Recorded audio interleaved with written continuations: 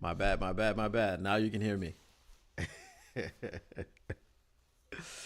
uh, yeah, sometimes, you just got to keep the mic muted and you forget to unmute it. So, what is going on, mile marker? What is going on, John F. and Lord? It is nice to see you guys here once again. And you know what we're going to get into today? We're going to get into the Jared Goff extension, new deal, what have you. Obviously, it's an extension because he still had a year left on his deal. So if they're calling it a 4-year extension, that means if I do some quick math, his last year here will be 2029, which means we have him locked up for 5 more years. Now, before I get into the opinions of the people in the chat, I just want to give my take. My take is that we have stability. We have stability. We have understanding of what this offense is going to look like, hopefully going forward. We have an understanding of who our quarterback will be, hopefully going forward. Hopefully we can get Ben Johnson to stay around for at least a couple more years. But obviously we want to go ahead and win the Super Bowl because I'm going to be honest with you. If we were to win the Super Bowl, Ben Johnson, Aaron Glenn, everybody could go. I wouldn't care. Because my Detroit Lions won the Super Bowl. Now, obviously, that would be what I would think immediately after the Super Bowl. But come next season, we want more. Now we want to repeat. And we would need a Ben Johnson and an AG and people like that to continue being here in order for us to do that. We've seen it's very, very difficult for teams to repeat. The last team that did it was the New England Patriots, obviously. And it's in the modern era of football, it's not done too much. I think the Lions went back to back in the 50s, right? But I definitely wasn't alive then. My father was a young child then. So this isn't something that we see much in this era of football. So obviously that's what we would want because we are greedy. We want our teams to be repeating. We saw the Pistons go back to back. The Red Wings, I'm pretty sure they've gone back to back. I mean, they've won 11 championships. So I'm pretty sure that they've gone back to back. I don't remember. Tigers have not. And obviously the Lions have not because they haven't gone front to nothing yet. They haven't won the Super Bowl yet. But anyway, that is my point. If the Lions were to go ahead and ride this wave and win a Super Bowl, I really wouldn't care about what happens next. In the moment, right? In the moment, I'm going to tell you, if the Lions do win the Super Bowl, I'm doing everything in my power to get back to Detroit for that parade. Just to be downtown, just soaking it up, just to see it, man. Just to see it. I mean, obviously, I was in Detroit as a kid when the Pistons won, but I wasn't going to any parade. My dad wasn't taking me to any parades. He wasn't like a big sports fan, even though he played sports all his life. But anyway, that's a different topic. So, but JG, man, JG, yes, if I get down there for the parade, then definitely I would be on Woodward. But quietly, I'm just gonna tell you that there might be your boy might be on a network pretty soon. I'm not gonna say too much. I'm not gonna say too much. I can't say too much yet until the contract is signed. I've said too much. Let's move on. Let's get back to JG. Jared Goff, 4 years, $212 million, $53 million per year, $170 million guaranteed. Obviously, we don't know the specifics of how the contract is structured. The question has been bandied about today. Is it too much? No, it's not too much. For a very simple reason. The contracts are being divvied out on a against a salary cap, which is constantly moving upwards. The salary cap is not moving downwards, it's moving upwards. The salary cap does not continue to fall, it continues to rise. This is where I don't get it. Now, before, over the weekend, people were having conversations on Twitter, and we know Twitter or X, whatever you want to call it, is not a real place, right? But there are real people on Twitter, and they have real opinions. And some people don't have real opinions. They just have opinions of what they see on Twitter. And they just jump on one side. Whichever side is kind of, their thing, they just jump on that side. A lot of people are on the side of you can't pay Goff this much money and win. They've got that 12% rule. Okay, so here's the thing. I'm not even going to do quick math about what the percentage of Jared Goff, what his percentage of the salary cap is. Number one, why won't I do quick math about that? We don't know what his cap hits are going to be. And I keep going back to remember when Matthew Stafford got traded to the Rams.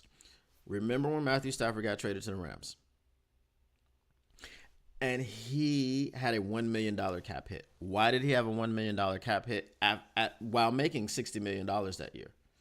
Well, because they converted all of his money into a signing bonus. And that resulted in his cap hit being $1 million. You see, $60 million is more than 53. I don't know if everybody knows that. $60 million is more than 53.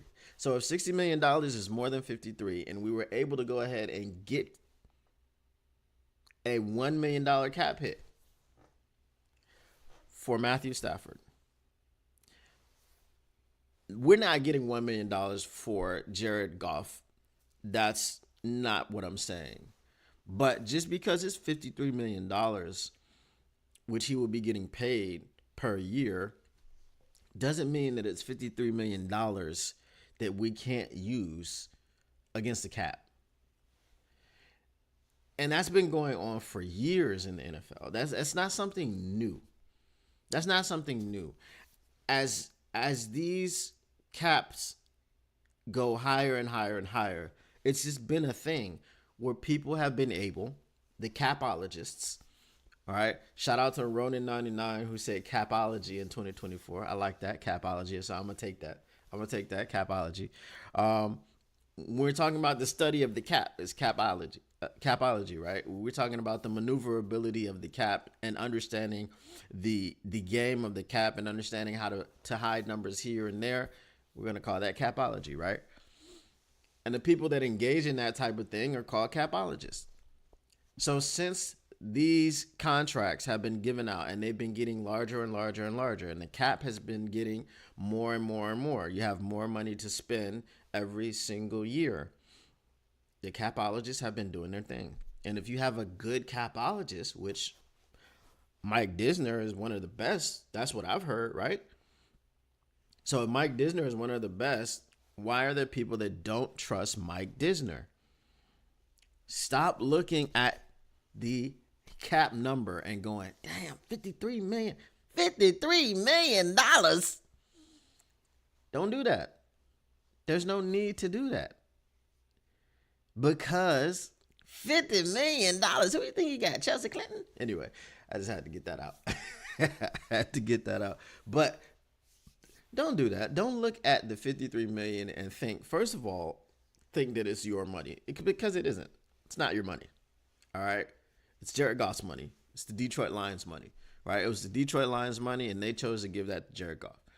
If Jared Goff is a garbage player, like, I don't know, Jeff Okuda, right? If they decided to give Jeff Okuda, to bring him back from wherever he is, from Houston, Atlanta, wherever, and give him $53 million, I'd be pissed.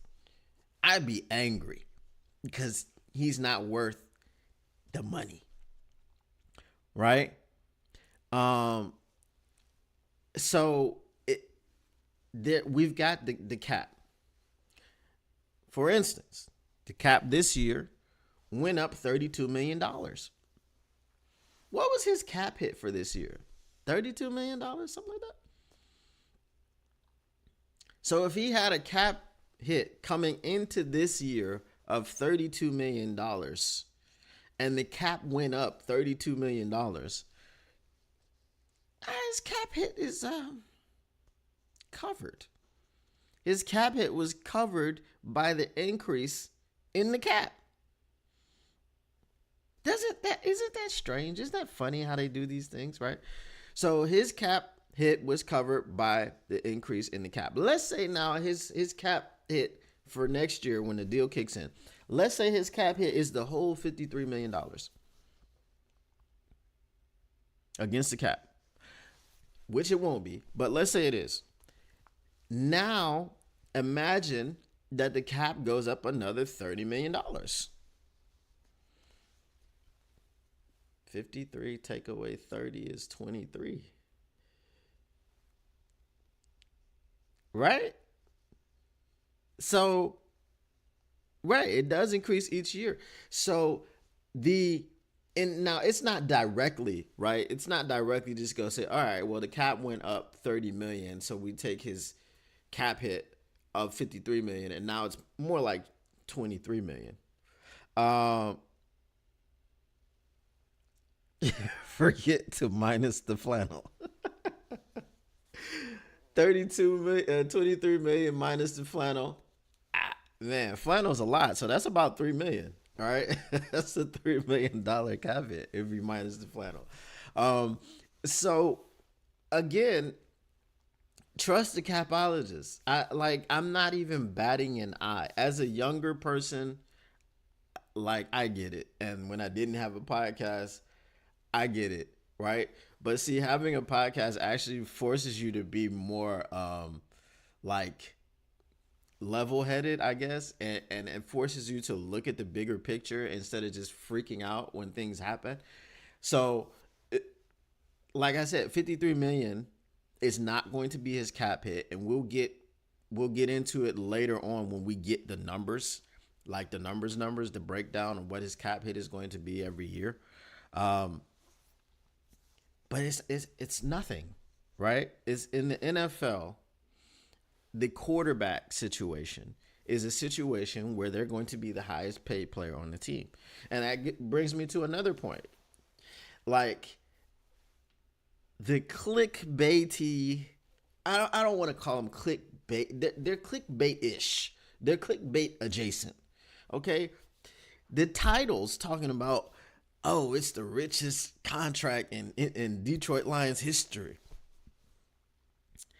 I relax. Okay, I understand that it's the richest contract in the Detroit Lions history, but every quarterback contract is going to be the richest contract in team history. That's just the way that it goes. It's the way of the market. It's the demand of the market. It's how it's set up. It's how it's supposed to be. Does that mean that Jared Goff is better than, Bobby Lane? I don't know. Because I never really saw Bobby Lane play. I mean, obviously, he was playing in the 50s, right? So there's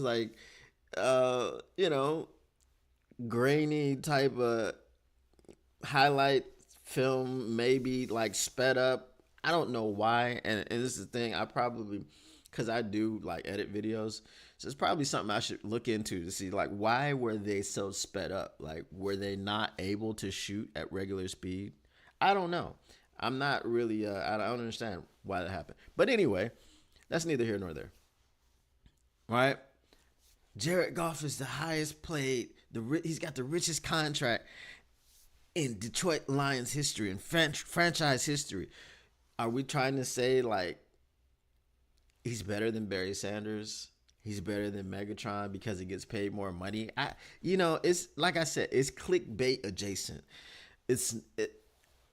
By now we all know, and I understand it. Like it pulls at the heartstrings. If you don't like Jared Goff, okay, like that caller that called into the heavies today, he said he's the number one Jared Goff hater. And the thing about this that I like to talk to people about. I like to talk to people about new information.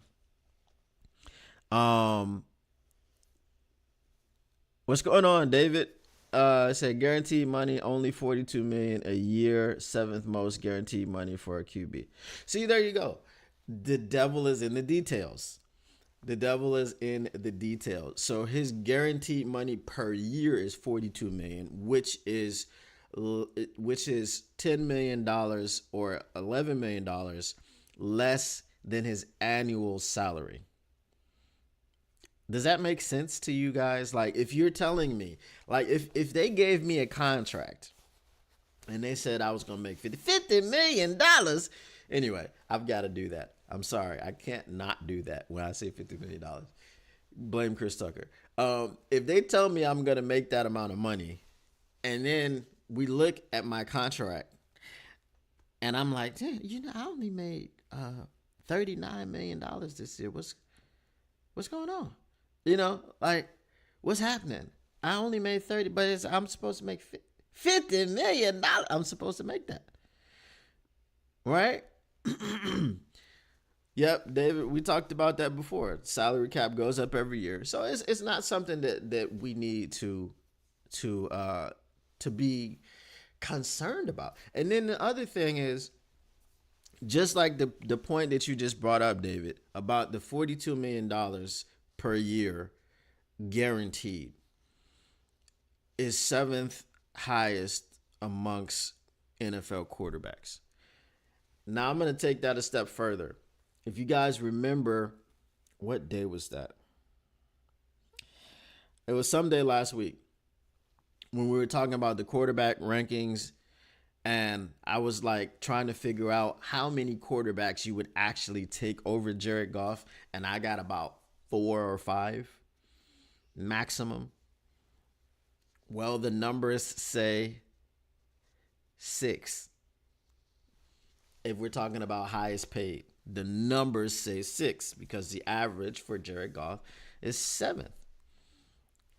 You see how that works out? You see when we just connect dots and we follow the money? I didn't even know about the money, but I was just following the eye test and the understanding of what an NFL quarterback is and what they bring to the table and what they mean to their teams. And I couldn't find, honestly, 6 quarterbacks that were better than Jared Goff, or 6 quarterbacks that you would take over Jared Goff currently. So when we look at the situation of the money not really being the money, and that's the other thing that I wanted to say, is that because the money is not really the money, this is why these contracts take so long. Like a lot of people thought that, okay, they weren't close, meaning that Jared Goff was just going to play on the tag and then he was going to leave Detroit, which I want to see Hendon Hooker, but I want to see Hendon Hooker from like a Madden standpoint. I'm not going to lie to you. A few months ago, I was playing my son in Madden. And like we had just got the most recent Madden 24. So I'm playing him in Madden, and the first thing that I did was I took out Jared Goff and I put in Hendon Hooker. Now, Why did I do that? I did that because in a video game, you want to be able to maximize the weaponry of the quarterback. What do I mean by that? You want to be able to use his legs, which Jared Goff cannot do. That's Madden. That's a video game. Whenever you create a player on Madden, you make him a quarterback, you give him number 1, and you give him 99 overall speed. That's it. And right, and a 99 arm and all these things. Like, you're making the perfect quarterback. This offense has been tailored around what Jared Goff does best. Ben Johnson and Jared Goff have a working relationship of mutual respect. Ben Johnson, unlike Sean McVay, right? John F. and Lord, a man after my own heart. All right. Ben Johnson, unlike Sean McVay, is willing to work with Jared Goff. And it has done very well. And it has also gotten Ben Johnson a lot of head coaching consideration. And we know that had he wanted the Washington job, he could have taken it and he could have been gone. We could be talking about whoever, Tanner and Strand or whoever would have been the new offensive coordinator. So, Hendon Hooker in reality is a known unknown. He's not an unknown unknown. He's a known unknown because we know that we don't know who he is, right? An unknown unknown would be an unknown which we don't know about. You understand what I'm saying? So Hendon Hooker is a known unknown. We don't know who Hendon Hooker is as an NFL quarterback. We saw him at Tennessee, and that's why he got drafted, because he was on his way to win the Heisman Trophy. Ideally, you never want to see Hendon Hooker have to play football for the Detroit Lions. Ideally, you want to see Hendon Hooker holding a quarterback. Pause. You want to see Hendon Hooker holding a clipboard in the Super Bowl. That's what you want to see. You don't really want to see Hendon Hooker on the field. Now, if you want to see Hendon Hooker on the field, or if you do see Hendon Hooker on the field, then you would hope that it's a Tom Brady, Alex Smith type of situation where the starting quarterback got hurt. Drew Bledsoe and Tom Brady's situation, and Alex Smith being the starting quarterback who got hurt, and then Patrick Mahomes stepped in, right? And they never looked back, and they never did. Now, Alex Smith, his injury was like awful. I think he came back. Didn't he play for the Redskins, Commanders? Didn't he play for the Commanders for a little bit? So Drew Bledsoe's injury really wasn't catastrophic, and he came back, and when he came back and he wanted to, be inserted in the starter lineup, Bill Belichick was like, I'll be with you in a minute. Drew. Just go sit down, and we'll have my secretary call your people. I'll have my people call your people, and we'll work it out. All right. And that was the last of Drew Bledsoe. Now, you would hope that Hendon Hooker is that type of talent. And you would hope that he's what? 26 now. I think he's 26. So by the time Jared Goff's extension has run out, he'll be 30. Now at 30, I would say I had, and I'm not like a world-class athlete, I had about 3 good years left on my legs. And I used to be a running back, right? Obviously, I didn't play college football. Um, but I would say I had about 3 good years left, being able to function at top speed and all these other things. But also, by the time I was 30, I wasn't working out like these guys are working out regularly every single day. I wasn't eating like these guys are eating. I didn't have a nutritionist. I didn't have a chef. I didn't have um, any of this stuff. I was just a regular guy um, with a wife, and by the time I was 30, yeah, 3 kids. Right? That's it. So we're talking about a world class athlete in Hendon Hooker who won't be really playing football, who will be a backup, who will play in the preseason. And then when Goff's contract is finished, whatever offense we are running by then will have to be, I don't even want to say it'll have to be tailored to Hendon Hooker, because ideally you're not, Hendon Hooker is not Lamar Jackson. So with Hendon Hooker, you're not calling too many design runs. And if you want to just have a couple packages here and there where he has design runs, it's easy to put into the situation. But he'll be a guy that can step in and he'll know the offense. Goff will be, how old is Goff now? 29? I think Goff is 29, yeah. So Goff will be 34 around then. Like I said, Hendon Hooker will be 30, 31. You know, if we had to make the transition at that point, then we can make the transition. I don't see Hendon Hooker's presence as a bad thing. I don't see Hendon Hooker's presence as, I know someone said earlier today that it means that Hendon Hooker is nothing. No, it doesn't mean that Hendon Hooker is nothing. Hendon Hooker is in the prime position. He's in the Aaron Rodgers position. He's in the Jordan Love position where he gets to sit back and develop. Now, hopefully,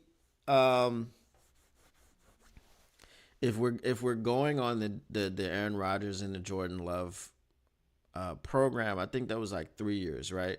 So hopefully in 3 years we will have won a Super Bowl already.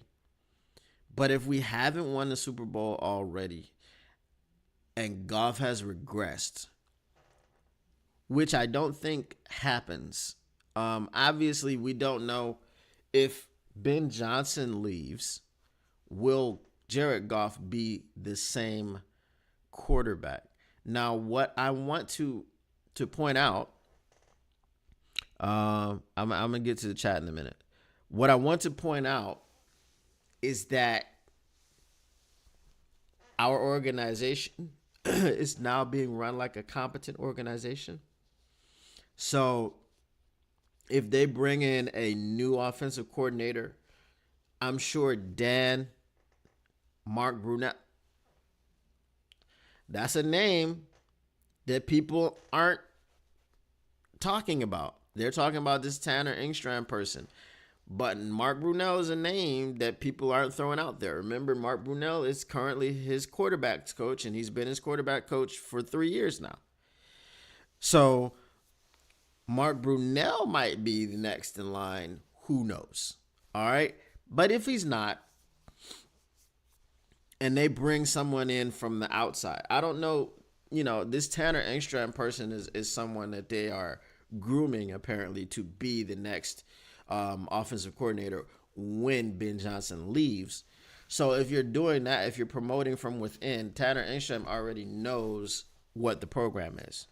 This is what Goff does well. This is what Goff likes. And this is the reason that our offense does this A, B, C, and D.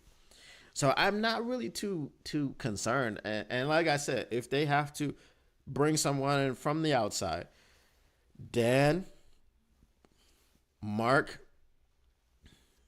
Jared will sit down with this person and be like, look, this is what Jared likes. And Jared will be like, yep, this is what I like. And this is what we've been doing here. Go watch some film. Okay. And let's keep it as close to that as possible.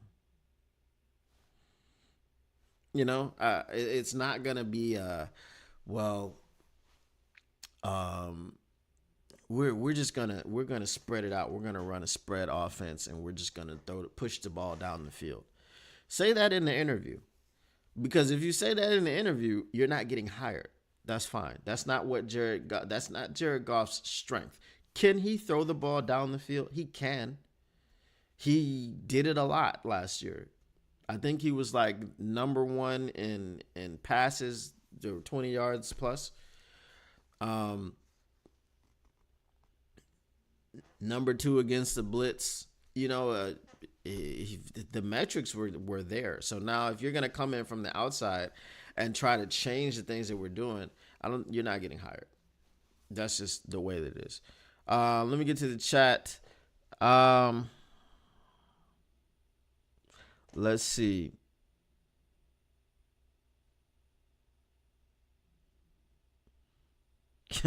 Mile Marcus says, until AI gets a hold of Madden and wonder what kind of QBs it makes. Well, like I said, the one that I gave you was the perfect quarterback.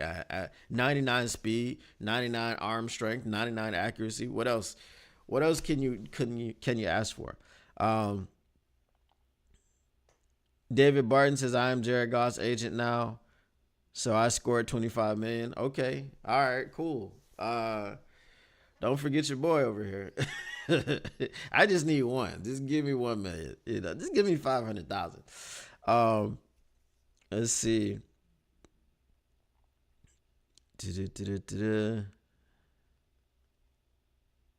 Flynn got paid for Rodgers' backup for Men Until Love. Yeah, Flynn got paid by the Lions. Paid Flynn.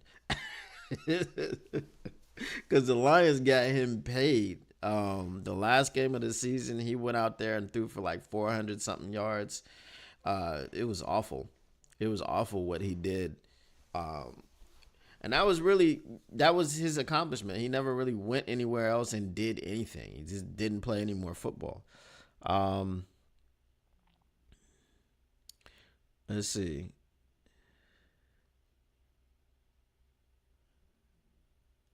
Yeah, Alex Smith did get to keep his leg. And like I said, I think he did go play for the Commanders. Uh, John F. and Laura says the only reason that um, people in Detroit right now want Hooker is because he's a mobile quarterback. I mean, I'm going to be honest with you. The mobile quarterback is the mobile quarterback is just a more, how would you say, he has more tools in his tool belt. And that's pretty much why people want it. Nobody likes to see a 3rd and 1 where you throw an incomplete pass. And now it's 4th and 1. Now we're going to go for it on 4th and 1. That's not, the Detroit Lions are going for it on 4th and 1. I think it was like something like we were 83% on 4th and 3 or fewer. Like 60% overall. But if it's 4th and 3 or fewer, we were 83%. That is insane. Right? That is insane. Now, I wouldn't agree with you there, Jonathan Lord, about mobile quarterback, meaning it's easy to get hurt, because last time Lamar Jackson got hurt, he was in the pocket. And here's the thing that I say about getting hurt in football. It's most likely going to happen. So when you say things like, well, I don't want to see JMO returning kicks. Well, what if J-Mo's already returned 2 for touchdowns and then he gets hurt returning kicks? Would you be mad that he was back there returning kicks? You can't be mad. It's just like when people say that Dan Campbell is Dan Gamble and he needs to learn how to not go for it. Well, okay, how many of those times that he went for it won us games? And this is the same thing that Aiden Hutchinson said when he was on the Rich Eisen show. He said into the Hall of Fame as a returner. Sam Funnel would have a fit. He would have a fit because J-Mo is in the Hall of Fame, and it would be for special teams, and he hates special teams. But now that they're trying to make it more of an 11-on-11 play with these new rules, I'm all for putting people back there that play on regular offense. Now look, Maurice Alexander, he has a cool story and they call him Hard Time and he's fought through adversity. If you pay close attention,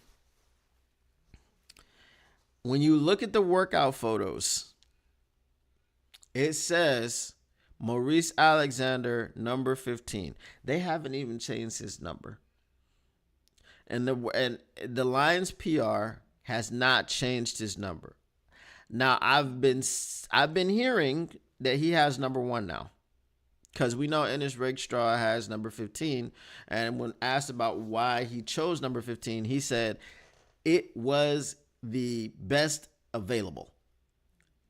Right? It was one of the only ones left, pretty much. It was the best available. Why was it available? Because Maurice Alexander doesn't wear it anymore because he supposedly wears number 1 now. But like I said, the Lions PR team did not change his number when they were captioning the workout photos.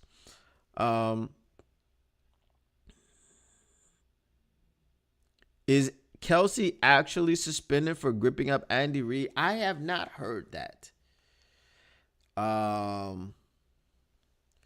Jackson and Mahomes so charmed us all that we've been wanting our own ever since. I mean, listened since Andre Ware, and I've told this story before, since Andre Ware was back there, and I was always like, why isn't Andre Ware playing? He can run the football. As a kid, that's all I was like, he can run the football. Our quarterback is bad. I don't think it was Rodney Peete at the time. Was it Scott Mitchell? Was it Scott Mitchell? I don't remember. I don't think it was Eric Kramer. But so they'd be out with Kelsey and Rice for 4 games in the beginning. I mean, if Rice keeps going, he's about to be out of the league. Mitchell was 94 through 97. So when did we draft Ware? When did we draft Andre Ware? You guys can be my crack team of researchers, so I don't have to look things up. Before your Lions era, mile marker. Andre Ware was earlier. So was he with Kramer or Pete?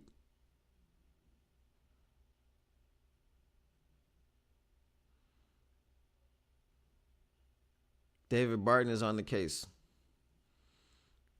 And John F. and Laura is on the case. So we'll find out who Andre Ware was with. When was he drafted? I have this feeling like it was like 89 or something.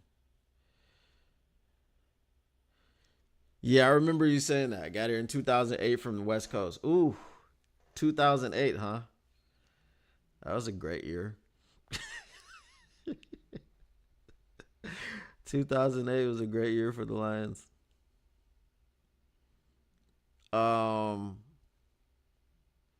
See, I told you. I said 89. It's 1990, right? So Andre Ware was 1990. Who was the quarterback in 1990?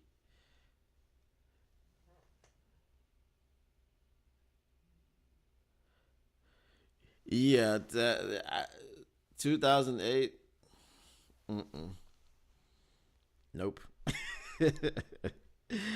That's a big nope for me. Um, Kramer. Okay, it was Kramer. So I was just like, whenever Kramer would mess up, throw an interception or whatever, I'd just be like, why don't you put Andre Ware in? Like, why isn't he playing? Right? Your previous team was the 49ers, and then you came to the Lions. It must be the blue. It must be the blue. Um, but yeah, so Andre Ware was just my guy. I'm like, he can run the football, he can throw the football. I mean, we saw what he did at Houston.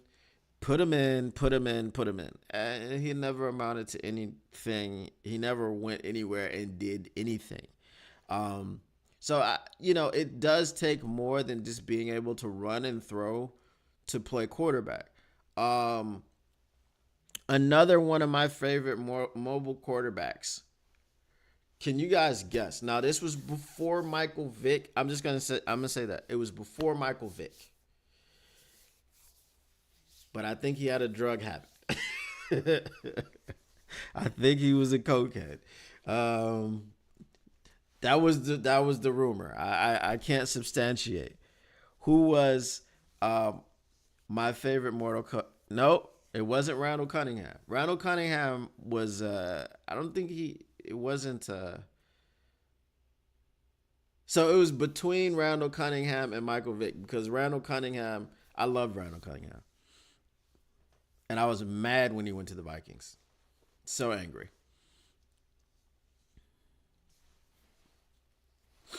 He's a big one now. He has a nickname. He has a nickname. It was based off of his ability to play different positions, but I also attributed to what he would do to your defense. Who knows?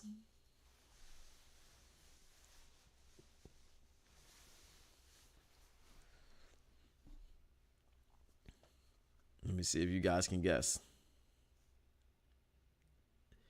David is thinking.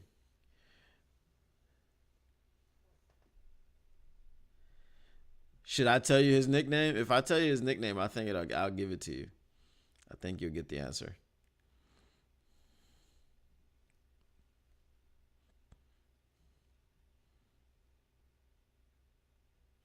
I'll give you one. If I give you the final hint again, you'll get it. If I tell you where he went to college.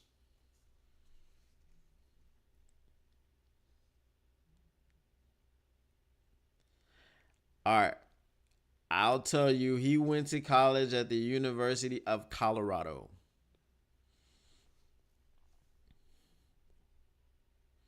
No, wasn't young. That's the thing. Steve Young was a mobile quarterback, but nobody knew he was a mobile. Nobody was like, "Oh, Steve Young's a mobile quarterback." It was the paint job. Yes, Cordell Stewart slash went to the University of Colorado and was drafted by the Pittsburgh Steelers. Um, he was just so versatile. He was one of my favorite players at the time when he was in the league. Um, but like I said, it was rumored that he might have been, he might have been on that snowfall. That was the rumor. I don't know. I can't substantiate. I can't confirm or deny the rumor. But like I said, that was a rumor. I don't want to slander that man's name uh, if he wasn't a Coca Cola endorsed athlete. But so when we're talking about cute snow, when we're talking about mobile quarterbacks, um, there has to be a balance. I think, to be quite honest with you, I was living in Atlanta when Michael Vick was drafted. I wanted the Lions to get him so badly. I didn't know how we could. I just wanted it to happen. Um, he was electrifying at Florida State, at not Florida State, Virginia Tech. Sorry. Um, didn't they play Florida? They played Florida State in the national championship. That's why I said Florida State. But he was electrifying in college, and for the reason of him going to Virginia Tech, I was like a Virginia Tech fan for a few years. I was always a Michigan fan, but like I don't know, it was just Michael Vick being in that uniform made that uniform look a lot cooler than it is. Um,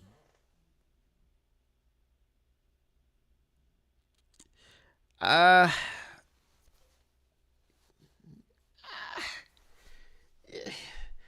Listen, didn't we have like Joey Harrington at the time or something? I was like, bro, Mike Vick's available. Trade up, get him. We're not gonna have to trade up too far.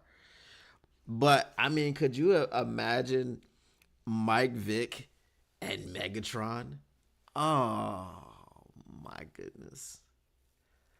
Oh my goodness. Do you guys remember when he was in overtime against the Minnesota Vikings? Do you guys remember that run? And he just shut the game down, just walked off the field. I mean, that was amazing. That was amazing. Now, I'm going to say this. I don't know if I said it in a chat, but I'm going to say this out loud. Forgive me, but I'm going to defend Matt Millen just a little bit. Yeah, I said it in the chat because basically when I was in the chat, I was like, do a poll. And who was worse? Was it Matt Millen or was it Quintricia? I feel like Quintricia was worse. Number one, the obvious thing is that Matt Millen gave us Calvin Johnson. He gave us Megatron. Accidentally gave us Megatron.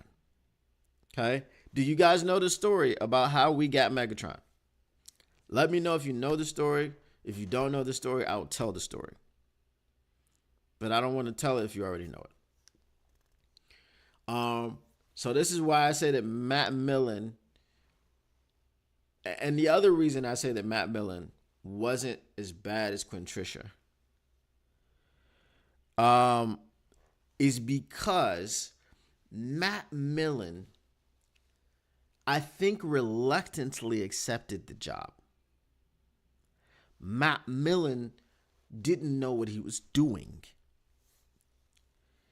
They just said, all right, I'll tell it. So basically, William Clay Ford was just like, Hall of Fame linebacker. You can be the GM. Like, he had no business being the GM. Quintricia was like smartest guys in the room, both of them. Remember Tease Tabor? I've done so much work. I've done more work on Tease Tabor than any other cornerback in this draft. Yeah, how'd that work out? Is he in I think he's in the UFL now. Okay, how'd that work out, buddy? All right, you were terrible. Anyway,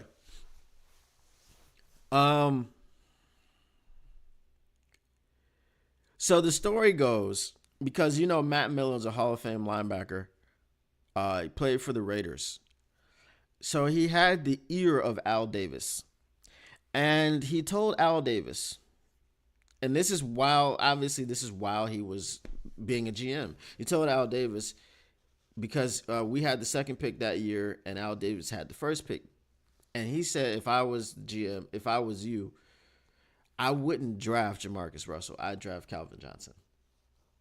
And Al Davis was like, I think in his mind, he was like, Matt Millen, hell of a player, terrible GM.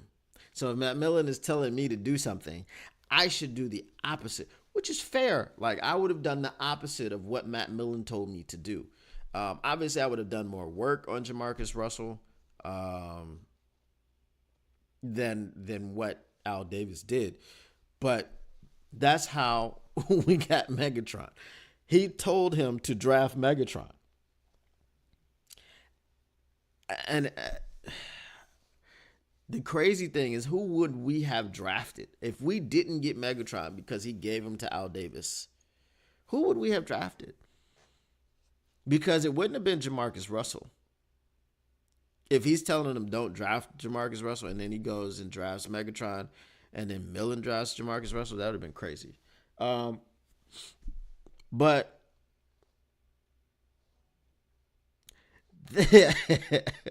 that's not as bizarre as a coin flip. The coin flip was worse. I'm sorry. They'll never live the coin flip down. That's why I'm saying it's always been great for the Lions. When he gave us when they gave us Megatron because they listened to Matt Millen or they didn't listen to Matt Millen, and then when they flipped a coin and they gave us Terrion Arnold. Now we don't know what Terrion Arnold's going to be. We know what we hope he's going to be. But again, they gave us Terrion Arnold because obviously we weren't taking Brock Bowers. I like to think that if they had taken Terrion Arnold, then we would have traded up and drafted Jared Verse. I like to think that. It's something I like to think. It helps me sleep at night.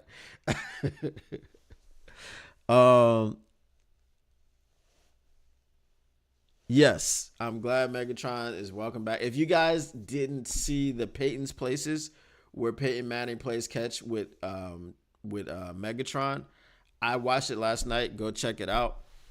It's a great episode. It's a lot of fun. It's not that long. I think it's only about 10, 15. It's about 14 minutes. But it's really good. Peyton is like telling a story to one of his sons about basically the legacy of Megatron, and he's in there. It's really good.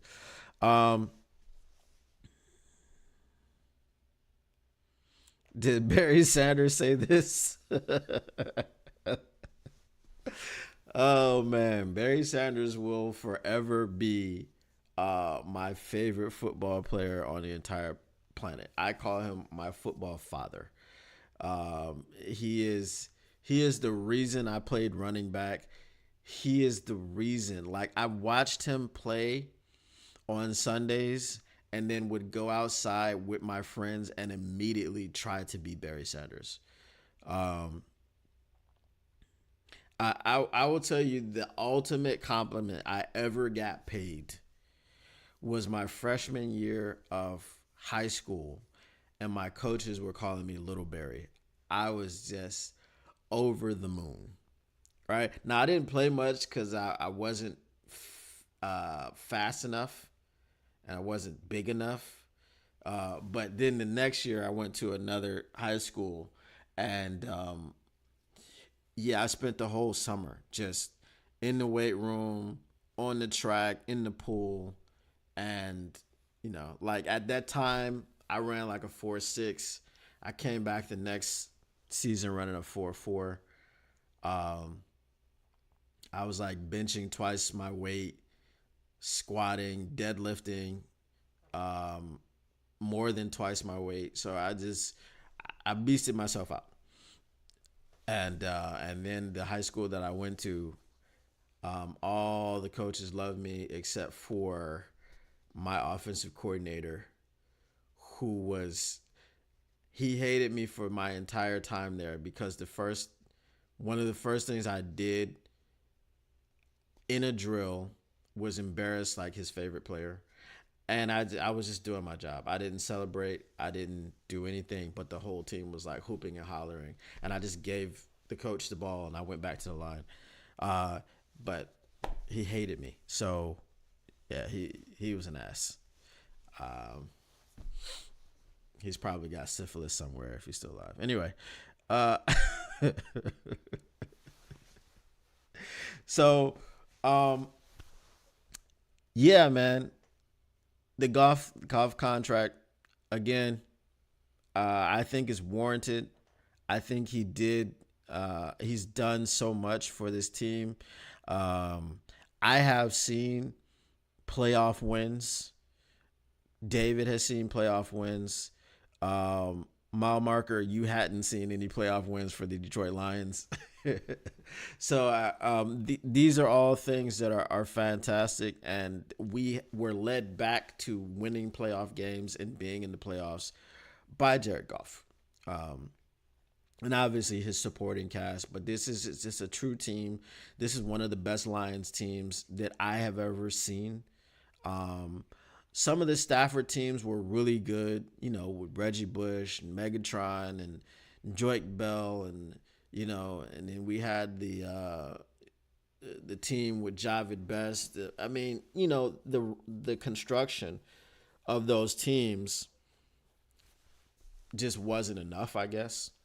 Um, Before I go, I'm going to let you guys know I believe that Martin Mayhew is an underrated GM, but what is the biggest reason why we hate Martin Mayhew? What is the biggest reason we hate Martin Mayhew? I think his tenure here would have been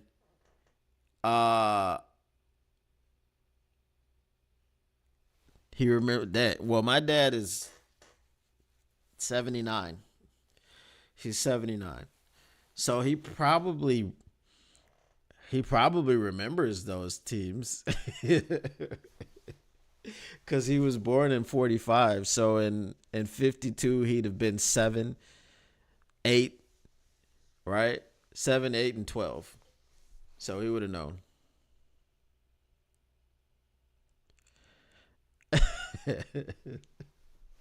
David Barton's dad probably was in high school at the time. My dad was not. Um, but Martin Mayhew, um, dang, he graduated from high school in 57. Whew, man, man. What does your dad think about technology? I bet he's loving it, right? um, but Martin Mayhew is his biggest mistake was drafting Eric Ebron over Aaron Donald, and the fact that Aaron Donald has recently retired and will be a first ballot Hall of Famer makes it even worse. So that's why Martin Mayhew is hated in Detroit. He has a phone but doesn't text much. Uh, you know, it is what it is. I hope to be old and still using technology. I just finished my IT certification yesterday, so yeah, I hope to be. I love technology. I'm what you would call a technophile. I just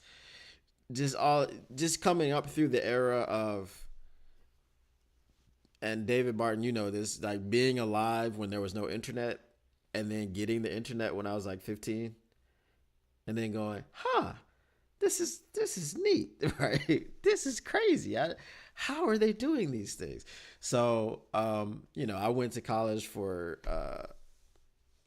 computer science and all this other stuff. So, technology has been a major, major part of my life. But anyway, guys, I appreciate you once again hanging out with me for the hour. Hopefully we got some big news coming up, some new equipment, things of this nature. But stay tuned, man. Stay tuned. I am anxious to tell you guys about it. And I think it'll be an immediate difference in the viewership and everything, the production, all of that stuff. So stay tuned, guys. Keep hanging out with me. Keep coming back. And as always, smash that like button on your way out. If you didn't smash it on the way in, share on the way out. If you didn't share on the way in, and I know you're subscribed, so I'm not even going to tell you to subscribe on the way out if you didn't subscribe on the way in. But let people know what's going down around town and in this glorious, illustrious kitchen. And until next time, yes, schedule release is on Wednesday, and we'll talk about that. But until next time, as always, peace.